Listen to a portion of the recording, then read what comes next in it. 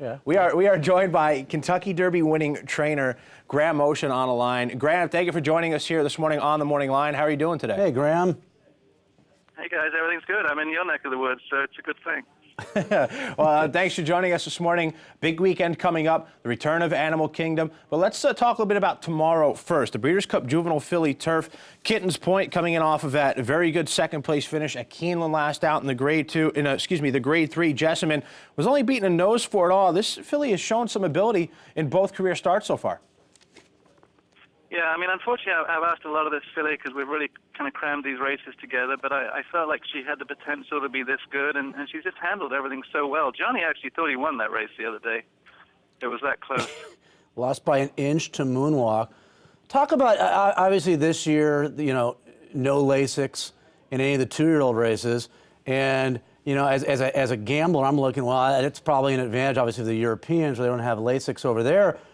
There's very few horses running in the U.S. that have not used Lasix. Your filly Kitten's Point hasn't used Lasix. What kind of an advantage is that for you going against all these U.S. horses that have been using Lasix?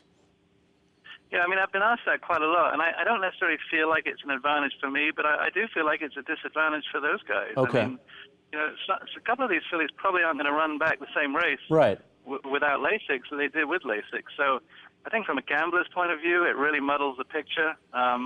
Is it an advantage to me? Look, I think that those guys are a little bit of a disadvantage because they don't know how their fillies are going to run without it. Well, that makes it an advantage for you then, doesn't it? No, you're right. Graham, Rafael Bejarano is going to get aboard for the first time. You're going to get the inside post tomorrow afternoon. Is there any concern about having the rail for the first time in a race like this? And what is the game plan? What will your instructions be to Rafael Bejarano? Oh, I'm going to leave it to Rafael. I mean, that's why we got him, because he's a top-class jockey. He knows the track. I mean, I think the biggest thing with this filly, Johnny felt what cost her the other day at Keeneland was that she just didn't settle that well down the backside. But, that was her first time going long, and I think we were asking a lot. I think she'll be more settled this time. I think the one post is probably a good thing, quite honestly. All right, well, again, excited to talk about Kitten's Point, but I can't wait any longer. I mean, the horse that's being talked about more than any other horse the last couple of weeks is Animal Kingdom. For those maybe that don't remember, or can you refresh people's memories as to some of the injuries that he has had and why he's only been able to race once over the last 17 months, and that was the race we're showing at Gulfstream Park right now from back in February? Yeah, I mean, I think that the most interesting thing is about these injuries is although they were in the same area of his body, they were totally unrelated injuries. In the Belmont, when he stumbled so badly, we believe that's when he injured his hock. Okay. He fractured a very small bone in his hock, which Dean Richardson put 2 screws in. And we monitor that very closely. We take x-rays periodically just to make sure everything looks great, and it's really done very well. And then in his last work before he went to Dubai, he actually had what we'd call a stress fracture of the pelvis, which is something that's fairly common and seems to have healed nicely. So, when did you start targeting this race, the Breeders' Cup? When did you say, hey, this is the race that we're going to bring Animal Kingdom back for? I got to be honest. When I was first sort of thinking about his schedule, I said to Barry over the summer, if everything went smoothly, this would certainly be a race that would be within our scope. And as it is, just everything's gone very smoothly. He's never missed a work. He's kind of bored us here, and if anything had gone wrong, we wouldn't be here. So it's hard to believe that the way things have gone, to be honest.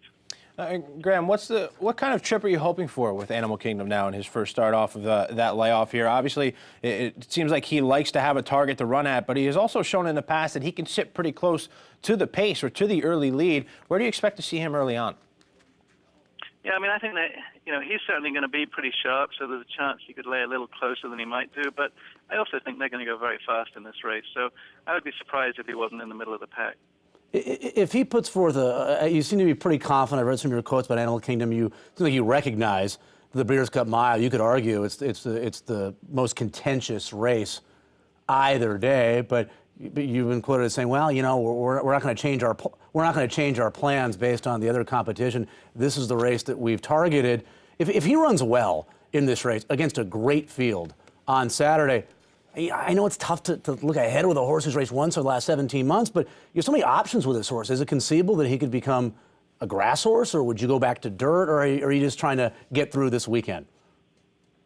I mean, look, I'd like to get through this weekend. I mean, the biggest thing to me is I'm just so excited to have him back. Yeah.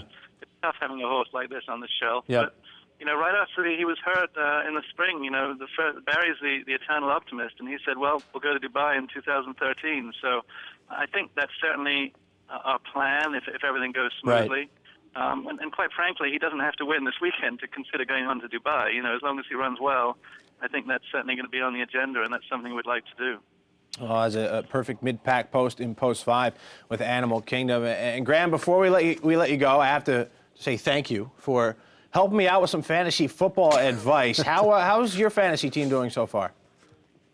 I'm catching a lot of grief from my fellow teams for talking about this on racing networks. I'm leading my league, which is extraordinary. I don't quite know how that happened. Can you email me Really? your exact Wow. team so I can try to draft them or pick them up in trades? You said you gave him some great advice, like in week 2 or something of the NFL season. Yeah, I mean, I'm lucky. I've got Aaron Rodgers, who's really picked it up lately. So I've got a good group. All right, Graham. Well, best of luck this weekend. Thanks for joining us here on the Good Morning luck, Line. Graham. Good luck. Thanks for coming on. Not at all, guys. Thanks.